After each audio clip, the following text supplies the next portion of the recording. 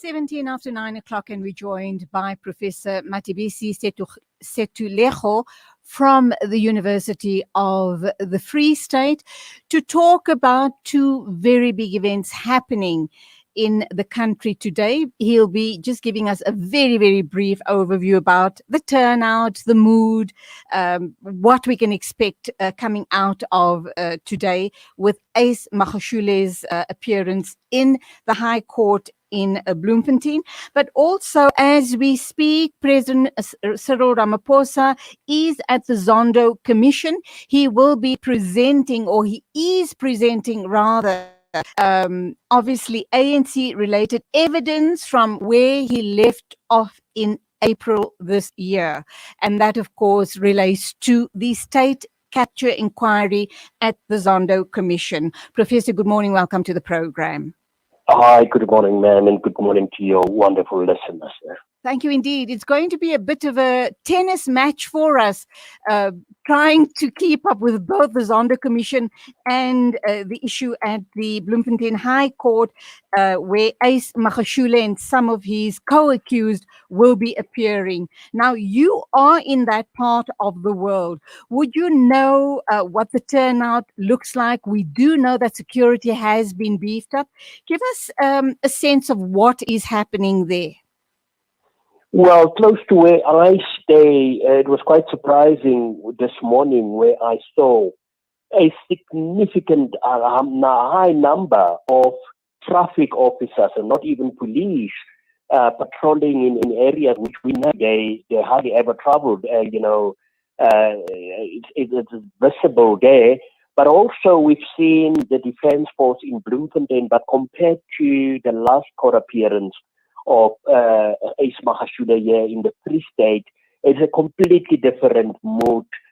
People are around, but definitely not so many supporters that we've seen in during his previous court case. And I think the reason for that can perhaps be that some supporters know it's only going to be a pre-trial and it's not going to last very long.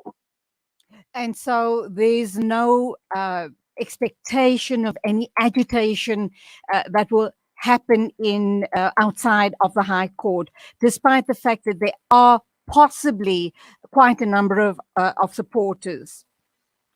Yeah, well, you will never know, and we're talking about a group of people who feels very aggrieved with what is going on, and anything is capable, irrespective of whether it's only a small crowd or all that. Anything is possible. We've already seen the destruction that happened in provinces of Gauteng and KwaZulu-Natal. So I think that's why the security forces have not taken any chances, because one or two individuals can cause maximum disruption.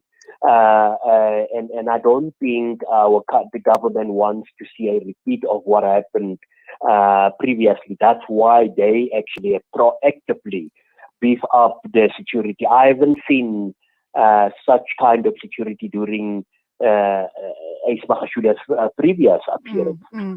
I understand that Carl Niehaus is also expected to be there in a show of support to Ace Magashule, and that there have been supporters camping there. Now, this may just be speculation, but there are or have been supporters camping overnight with all sorts of signs, one particularly suggesting hands off Magashule. Have you seen any of that?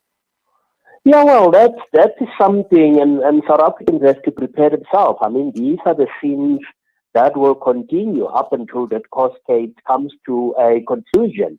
And one other thing that you also didn't mention, which is for me, it's actually very significant. You've got a sitting president in a Zondo Commission today. You had a former president who was supposed to be in court yesterday, and you've got a suspended Secretary General also in the court. So what does that say about the African National Congress? But coming back to your question about the members, I think if they don't do these kind of things, because remember, they're also playing to the public to say that you can say the position of the so-called RET forces have been weakened. No, we are still around, and that's why I actually predict with the Jacob Zuma case end the Magashule case. We will forever see this. But besides the fact that the ANC in the province has made a pronouncement that members should go to court but not wearing ANC regalia, but they just completely disregard that. Absolutely.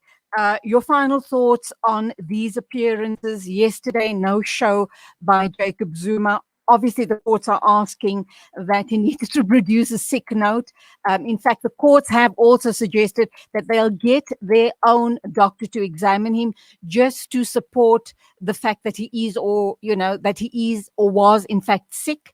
And then also with the state capture inquiry may still be postponed. We'll have to wait and see how that plays out. And last but not least, we come back to Ace Magashule.